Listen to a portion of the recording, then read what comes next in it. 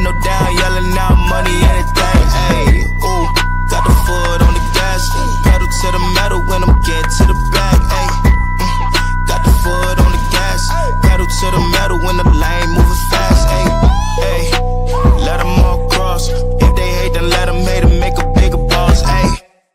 What is up, ladies and gentlemen? We are back. We are live. It is the Freight Coach Podcast, the top podcast in transportation, coming to you guys every single weekday, 8:30 a.m. Pacific, 10:30 Central, to break down some industry headlines. But most importantly, you guys provide some actual insight into what you can do with all of this information. If this is your first time tuning in, welcome. This is the real side of freight, ladies and gentlemen. And I'm going to save the rest of the intro because today's topic is about as real as it gets out here right now. There is a lot of stuff coming from all angles about what's going on with the English proficiency requirements out there that was recently talked about and implemented in the state of Arkansas. Oklahoma has one on the docket, and it's gaining, it's going on in DC and everything. And, there's a lot of opinions out there, you guys. And frankly, it is as somebody who is a, distinguished member of the media here, I like to kind of minimize opinions and bring actual facts on what all of this stuff actually means, because it's a topic that a lot of people are passionate about. And frankly, your opinion is kind of irrelevant in the eyes of the law. So speaking of the law, none of this is about what you're going to hear is to be taken as legal advice. This guy's a lawyer. He's not your lawyer. And if you need a lawyer, find your own. So with that being said, I got my man, Mr. Bryan Nelson, back on the show. Bryan, thank you so much for joining me. Well, thank you for having me. I mean, the things that we have to talk about, it's amazing because you cover so many things and you do such a great job of breaking things down for everybody, that being able to talk about something as, now I know President Trump highlighted this in very, in the fashion in which he does, right, through executive order. And so it brings us back to the forefront. And so I really appreciate the opportunity to be here. No, it needs to be said, right? Like at the end of the day, I get so disheartened out there when I'm scrolling through and I'm like, man, like, what does this have to do with anything, right? Like, your personal opinion and the law are two very different things. And if you're going to operate a business inside of this industry, which I actually do, I'm not just doing this for clicks and likes and everything else out there. Because if I wanted to take that stance, I would decimate everybody who does, because I can go real fucking sideways on some stuff.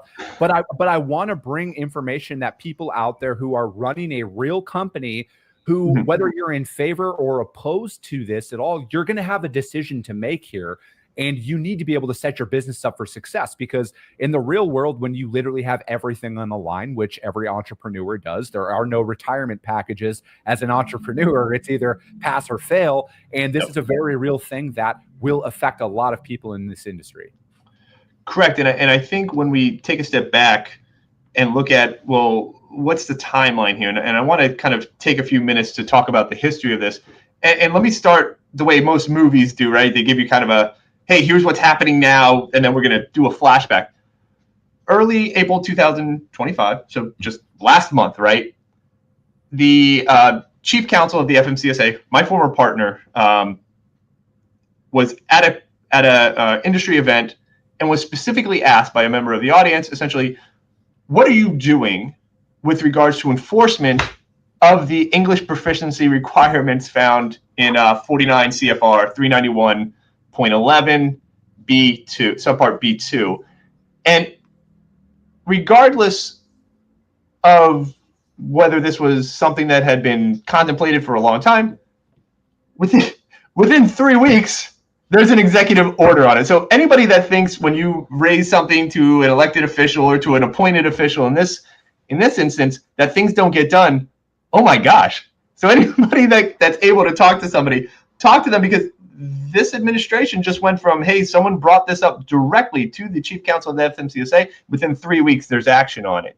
Yeah. And so when we look at the actual regulation, and I want to read this verbatim so we have a baseline of what we're dealing with, it's essentially drivers need to be able to, and so this is kind of the requirement, can read and speak the English language sufficiently to converse with the general public, understand highway traffic signs and signals in the English language, respond to official inquiries, and make entries on reports and records. Okay, so that's kind of our baseline. There's 4 essential things: speak with the public, understand traffic signs, respond to official inquiries. Those are your kind of your roadside inspections, your way station matters. And then you have make entries on reports and records, so your bills of lading, any type of inspection report, any of your pre-trip, post-trip inspection, those types of things that you can understand that. Now, when we go back to when this law was enacted back in the 1930s, there are comments to the regulations, and like the papers that deal with why we're doing this and what's going on. It was intended by the ICC before it was, the predecessors to the FMCSA and to the Federal Highway Administration, that this was supposed to be enforced through the employer. It was never intended to be enforced as a roadside inspection. Yeah. But as we know, nothing is ever really ends up as intended. And the Federal Highway Administration went on and said, listen, speaking the English language is not a prerequisite for obtaining a commercial driver's license. And let me be clear, when we're talking about English proficiency, we're not talking about status as someone who's has the ability to work in this country or is even a citizen or non-citizen. That's not what this discussion is about. This discussion is about if you're legally licensed to drive, because if you're not legally licensed to drive, you're not legally licensed to work here. We're not having this debate, right? We all agree that you shouldn't be here and providing services as a motor carrier. We're just talking about those people that are authorized to work. Do they have proficiency in the English language? Now, jumping from the 1930s, and I know we're making kind of a big jump. In 1997, during the Clinton administration, the Federal Highway Administration came out and said, hey, listen, let's do a proposed rulemaking here. We want to try to make it more stringent or make it more definitive test to determine how we can determine whether a driver is proficient in the English language. And let me say this. There were 58 comments in total for this proposed rulemaking. Now, and like I told you before, right? This was before our boy Al Gore invented the internet, or at least it was the internet as we see it now, right?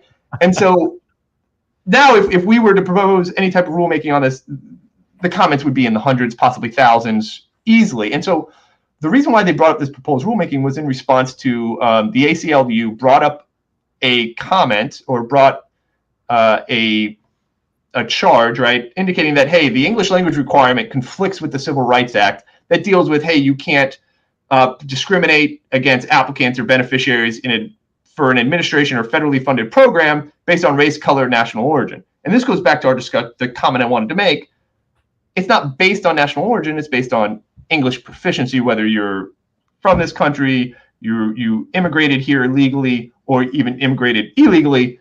This is based on simply the fact that are you proficient in those 4 things with the English language?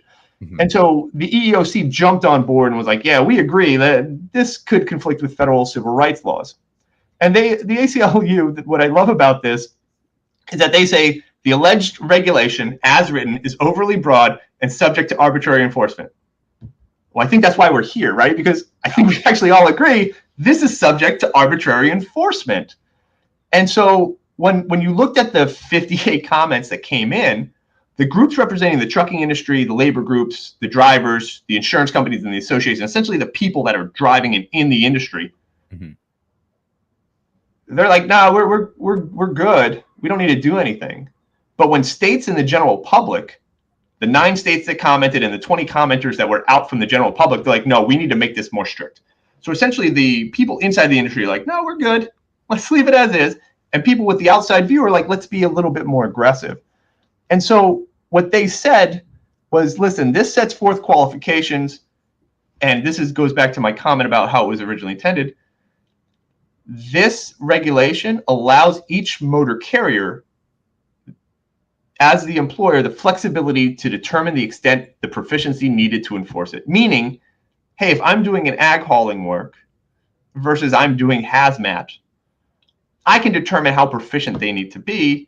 And that's why we have this arbitrary nature with, the argument, hey, this is arbitrarily enforced, because if we leave it up to the individual employers, the motor carriers, then yeah, some people will say, I don't need him or her to understand the English language as much as someone who's, possibly loading, unloading, moving something of high risk to the general public.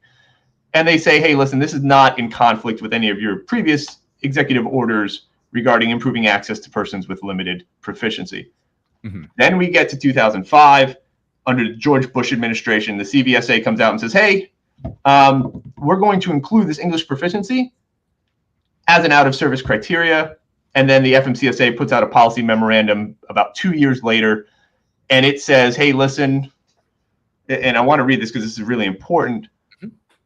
If you are within the border commercial zones, so a Mexican domiciled carrier comes over, you won't be placed out of order for a violation. You will just be cited. But everybody else outside of those commercial zones, inspectors are told that they must conduct a portion of the roadside inspection in English, specifically the driver interview. Drivers must respond appropriately in English, demonstrate proficiency. Failure to respond appropriately to basic questions will result in an out-of-service violation. Inspectors are instructed to speak slowly, which I have a huge problem doing, but naturally, and they are not to rush through questions and may paraphrase in English the sample driver interview questions. So that brings us to 2007, 2008, more of the same. And then 2014, we start to get into, under the Obama administration, different kind of now transition. It says, hey, listen, that English proficiency doesn't apply to the hearing impaired. We need to make accommodations for that. And then in 2016, the CVSA, separate organization, votes and says, hey, we're no longer going to do this, count this as an out-of-service violation, because there is no data correlating crashes to English proficiency, right? This is around the time, right? Basic scores are still getting fought because, there's no correlation between crash data and the basic score. So we have a lot of this, hey, we're going in and looking at crash data versus certain types of things that are impacting safety. And then for the inspectors, for those officers that are there, they just need to communicate sufficiently to get through the inspection. Essentially, do you feel comfortable that they understood what you were saying in a way? Like if you say, hey, point to this, and they go, oh, yeah, over here. Is that enough? Okay. Mm-hmm. And then obviously we have our most recent executive orders. One is the designation of English as the official language. That's Executive Order 13166. And then we have April 28th, the Executive Order 14286, which essentially says, hey, FMCSA, you have 60 days. English language proficiency policy, testing and enforcement policy must start becoming a priority. You have 60 days to figure this out and get this moving. And by the way, the CVSA last week passed and said, hey, actually, let's go ahead and make this an out-of-service violation as well. So we were right back to where we were at the beginning, only the difference is now it's being used as a roadside inspection tool. And so that's kind of the full gamut of where we are and how we got here to what we're seeing today.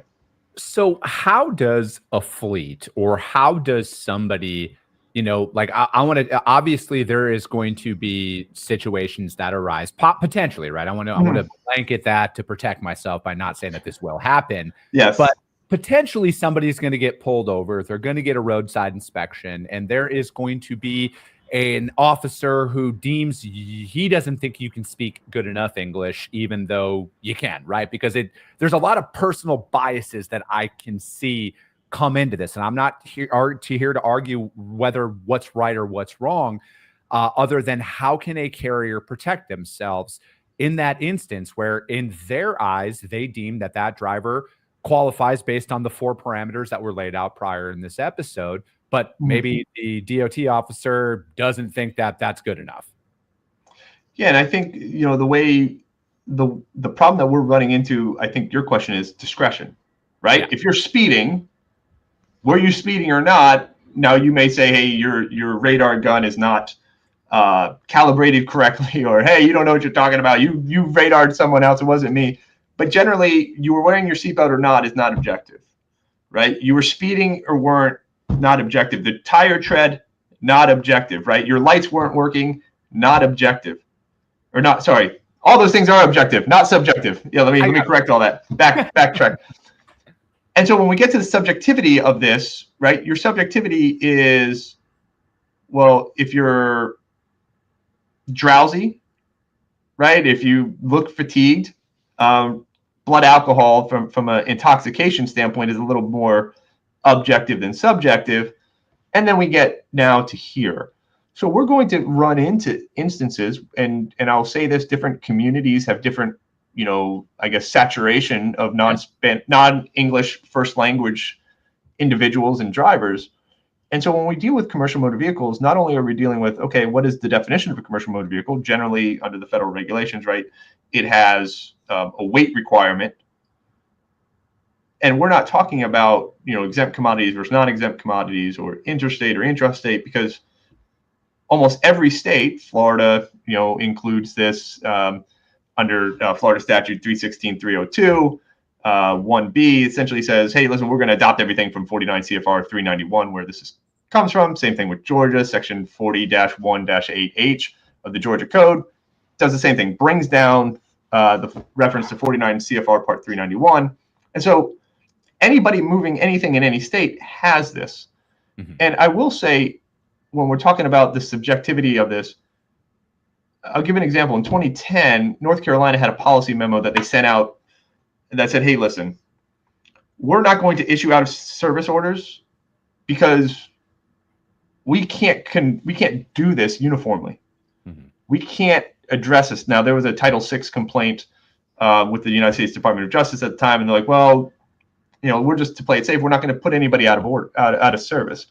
And so when it comes to the subjectivity of it, the best way to protect against subjectivity is to find a way to manage and handle all of the items in English that you can expect to come across, right? Now, there are certain things, right? If they start talking about something non-related to your operation, you can't judge, but this might be something where we want to get some sort of English language proficiency training to our drivers, which obviously for those of you motor carriers that are squeezed for, funds, this is just another cost for you.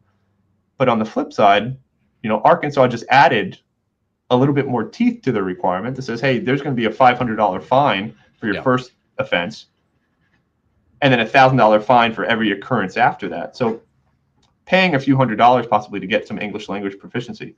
Now, to the subjectivity part, we don't know what the FMCSA is going to do and what the individual state highway patrolmen are going to do when it comes to how do we test this. Are they going to have like a test? Are they going to have a standardized test? And this was one of the things in the proposed rulemaking they came up with back in 1997 was, hey, should we have a specific test? Mm-hmm. And they eventually went against it. So the subjectivity is going to be there. If there is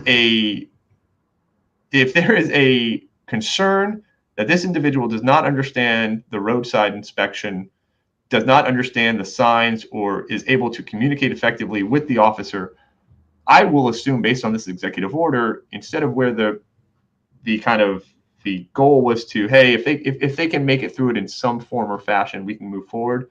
I think it's going to be, the presumption is, let's focus on safety and not have that individual out on the roads. Now, the safety aspect of it, I don't know that there's any data out there. I have a number of clients who this will impact will have a negative impact to their business, and I have clients who are championing this move. Regardless, it's the rules in the regulations. It's not new. It's not catching anybody by surprise. It's just we don't know how it's going to be enforced. Yeah. And I think, like, because some of this, inside of the Arkansas, the new language in there, right? Mm-hmm. Like, there's a piece that to me is like, I actually find it pathetic that we even have to have this in there, right? Because it says that it's, Class D felony charges for drivers operating without valid visas, work permits, or holding fraudulent CDLs. Like, the fact that that's even in there, to me, in the sense of this, like, if you're operating a business inside of this country, if you are working inside of this country and you are not a U.S. citizen, like, the everything's very well published out there, right? And again, like you said earlier is a really good point. The rule breakers are going to break the rules no matter what, you guys. Like, they don't give a shit about any of this stuff out there. But the fact that this even has to be said, to me, shows how diluted a lot of this stuff becomes when there's so many different advocacy groups that are out there that are trying to fight. And then they're trying to, like, oh, there's a little gray area, let's exploit it. And that's on either side of the aisle here. I feel like this is a very black and white thing here, Bryan. Are you legally operating a truck on the road, or are you not?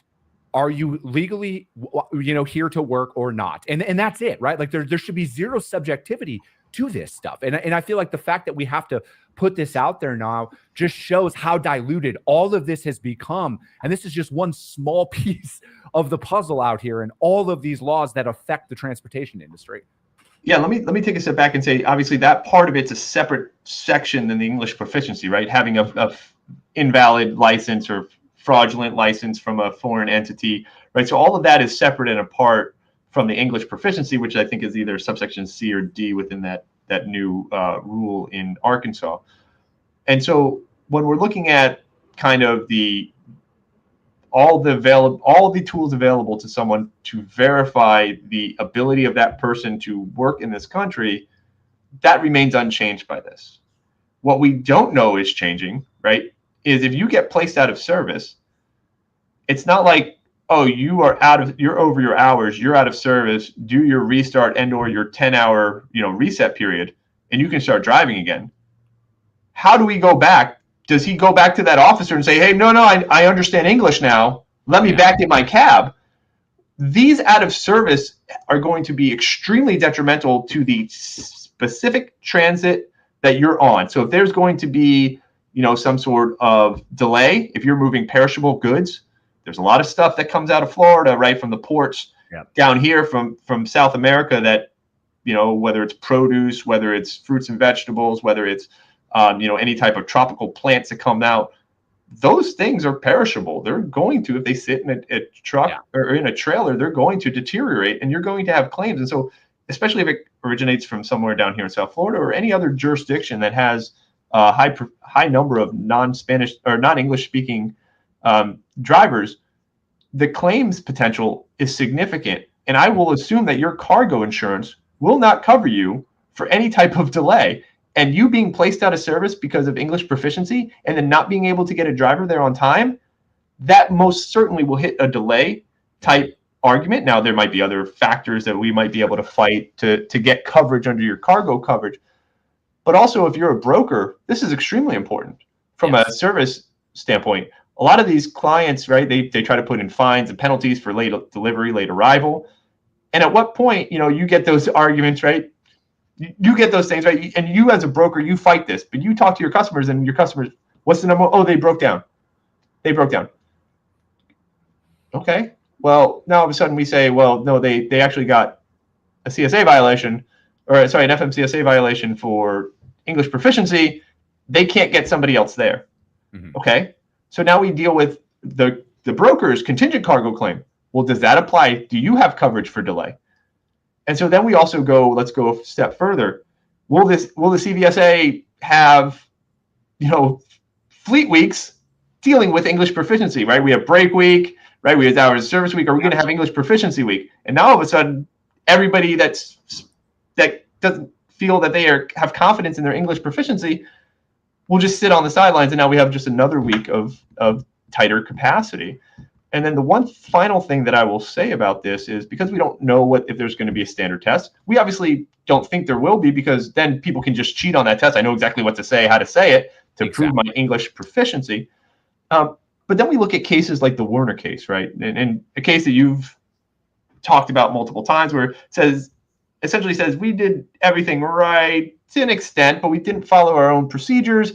And had we followed them, we would not have been there, even though the other party came crashing across the median, right? Came out of control, speeding, came across the median. I came to a controlled stop afterwards. What happens if they say, well, that driver wasn't proficient in English, therefore that truck should have never been there, right? So you can see the implications of this, and the executive order doesn't change anything. It just brings to light and highlights this thing that says, hey, everybody, look at this. This is extremely important. And so from a cargo claim standpoint, from an auto liability standpoint, and especially from a broker standpoint, the ability to do this and comply with this is extremely important. And from the cargo claim standpoint, the other part, if that person's not proficient in English and they can't get somebody over there, that vehicle gets towed. Mm-hmm. And I know brokers love dealing with tow bills that aren't their responsibility. And depending on the state, right, some tow companies are like, well, I'm not going to release the cargo, even though I'm not allowed to have a lien on it. And so that's where we usually get involved and try to fight those, and get, local police and sheriffs involved, because they can't do that. But those are some of the things that we're going to run into with this.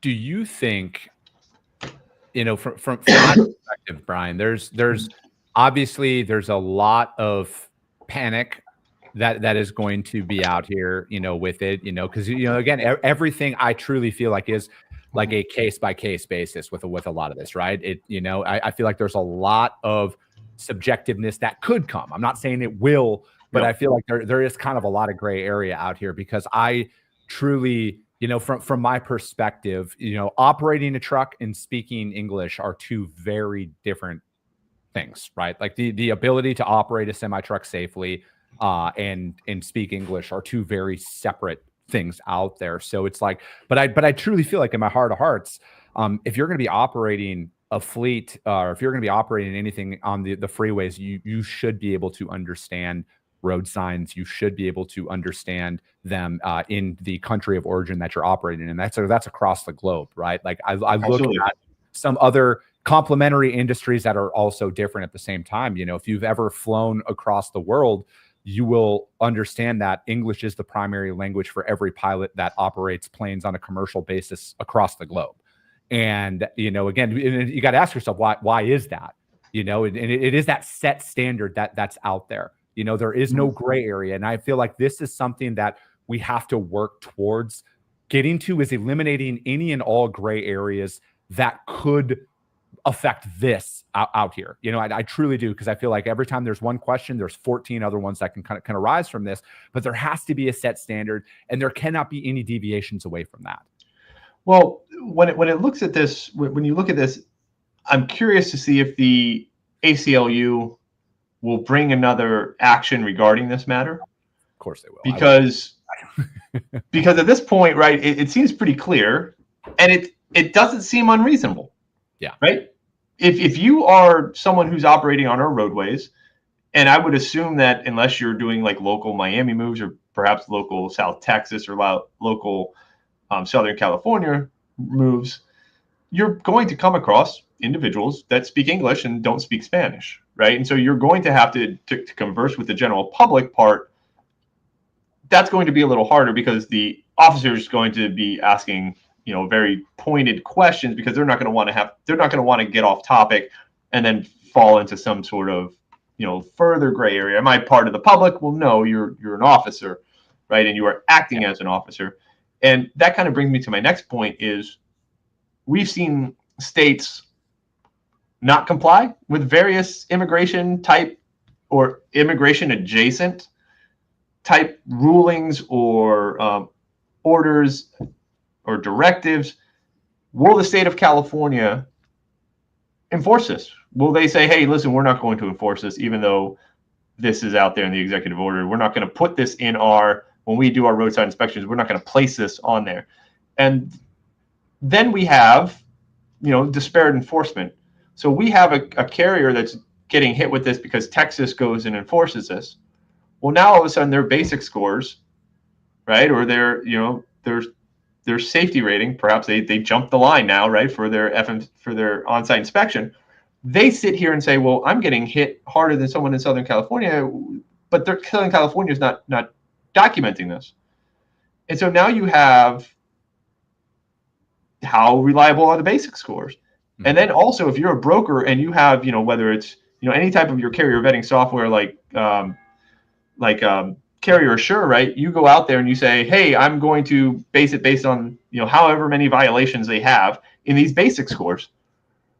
And I set that parameter and it doesn't change anything. Well, are you okay with giving up people or giving up carriers, because now that they have the English proficiency being thrown into those out of service violations, now their out of service percentage goes up? And so you have all of these kind of domino effect in terms of capacity. And maybe that's the ultimate goal, right? Getting capacity down, which to some people that's great, because I don't think we have the driver shortage that we have been screaming about, right, for the past 10, 15 years.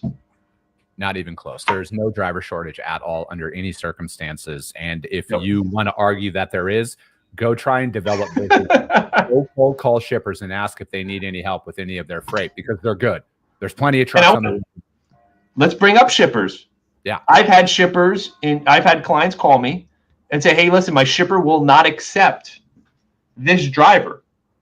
We have shippers starting to enforce this even before the executive order. Yeah. They said, I'm not going to take this. I don't trust this. One, it starts from a theft standpoint, right? They're concerned that this person isn't giving a valid ID and they can't verify because they don't have anyone on their dock that speaks Spanish. And so you have shippers may jump in and start enforcing this. So a broker, again, sends a carrier, or even a carrier has direct relationships with the receiver, right, is contracted to go pick up these goods. The shipper says, I'm not giving it to you. I know you're supposed to speak English because I saw the executive order. I don't know much about transportation, but I sure as heck saw that executive order, and I'm not going to load this guy. Yeah. And now all of a sudden you're not going to get anything from a truck order not used standpoint. You're not going to get any detention or layover and getting a new driver out there. And then you're going to have service failures. So there is, an opportunity, especially I know brokers from a liability standpoint under, all the cases dealing with broker liability, we want to stay away from contracting and dealing directly with the driver to the extent we can, right? We want to deal with the motor carrier entity. Mm-hmm. Well, if we don't ever speak to the driver, how do we know if they're proficient in English, right? And so that kind of is your first test. If the broker is hiring a carrier and they're able to talk with the driver, converse with the driver easily, they don't need to get, because almost every broker I know have multiple Spanish-speaking dispatchers and brokers. And so I would say, it's not a requirement to get a CDL to Spanish can still be your primary language. French can be, if you're from Canada or, any other type of Eastern European language. So there are opportunities for you to have work and be here, but to understand the rules, to understand the documents that you're signing, right? Because then you get to a capacity issue. If somebody signs a document, if I'm playing attorney here, and you say, well, your driver signed this. Well, my driver didn't understand what they were signing. So how can they give informed consent that they accepted all these goods? Because how can they read the bill of lading, right? So you get into all these things. You understand why the driver or the English proficiency is a requirement. Yeah. No, dude, I'm right there with you, right? Like there's a lot of good that can come from this. But there's also a lot of counter arguments that are already being made, that will be made about this. Yep. And it will be interesting to see how far this gets pushed out there. I think at the end of the day, my opinion on this is I want the roads as safe as possible. All right. I want the people who are operating these semis to be operating as safe as humanly possible. And I truly feel like if you do not understand what direction you are going and you cannot read road signs out there, you are inherently increasing the risk for a accident to happen if you don't know where you are going. All right. It's very simple. And let me say this. I've been to places in Florida where I'm like, I don't understand which lane I'm supposed to be in. And I understand the language, right? I have my GPS is screaming at me. Like last week I was going to an event and I literally put me on the toll road long enough to go through the toll and then come back off. And I'm like, why the heck did I just do that? And they're like, oh, well, you just wanted to pay some. I could have just stayed on the side road. I would have been fine. But there are times where I have no idea. And I struggle to understand which lane am I in. And if I didn't understand the English language, that would be that much more complicated. And as we know, people in cars never get stressed out, never get angry, right? Ever. It's usually the most calm, relaxing place that anyone could ever be in. And so, and especially when you're surrounded by, countless other friendly motorists, it's just such a wonderful place to be. But I say all that to say insurance may play a role in this, right? So insurance companies start to get involved. Insurance companies start to say, hey, show us the proficiency, do some sort of attestation, right, regarding the proficiency of your drivers in the English language, right? And so then you have insurance companies that maybe are saying, hey, listen, I'm not going to insure you. Or if they find out that the driver, because they go to call the driver afterwards to get a statement and they can only speak Spanish, the insurance company says, well, you breached the policy. I'm not going to provide coverage for you because this driver clearly, it's not like something to where we can say, well, no, he knew English last week. He just forgot it now. This would be something that if they don't know it when they go to review the case afterwards, that there would be that issue. So again, from the out of service standpoint and from an insurance standpoint, there may be opportunities for them to say, well, we're not going to provide coverage for you because of this. So there's a lot of things that it makes sense to get ahead of this. I don't know how ahead of it is after the executive order has already been issued, but to catch up and make sure that your drivers are compliant. And teaching someone a new language is never a bad thing, right? It makes your workforce, and I will say as Americans, we generally know less languages than the people over in Europe. Individuals down in South America, they generally know more languages than we do, but that doesn't change the fact because we're not over in those countries providing those services. We're here providing services here. And while despite the executive order earlier this year, America does not have a national language, but that doesn't change the fact that all of our road signs, most of our all of our documents are provided in the English language. Yeah, I agree, Brian. There's a lot yet to be seen out there, but the people need to understand the facts are the facts. The executive order is the executive order, and you need to get your business in line with what is out there. You guys, again, your feelings can be one thing. The law is very different. And trust me, not saying Brian, but there are attorneys out there who are hoping you do not do anything about this, get caught, and they can sue the shit out of you for being in violation of that, right? Because that is kind of how things work out there, ladies and gentlemen. Again, we operate in the real world. All right, this isn't fantasy land. This isn't social media land where we just go for clicks and likes and everything else to boost engagement on a micro scale, you guys. Brian just literally laid everything out there for you for what you guys can do to get the ball rolling. And again, he might not be your attorney, but if you feel like after hearing this, you need one, contact one, you guys. You have to protect your business out there because nobody else will. It's your responsibility. You own it. Absolutely. Brian, how does anybody reach out to you? So you can reach me. My email is bnelson@taylorlawpl. That's TAYLORLAWPL.com. So bnelson@taylorlaw. And then my phone number here in my office is 813-212-1005. Shoot me an email, or you can find me on LinkedIn, Bryan Nelson. I know that's a pretty generic name, but you'll eventually see my beard somewhere on there, and you'll be able to find me.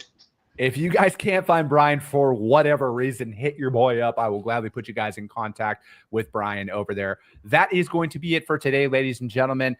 As always, if you got value in what you heard, which I know you did, and you're not subscribed, subscribe to the show, you guys. And if you're feeling really ambitious after this one, which you definitely should be, rank the show as well on iTunes and Spotify, because if you saw value, that's how your network's going to see value as well. I appreciate you guys. I love you guys, and we'll be talking to you soon. Dude, Brian, next time.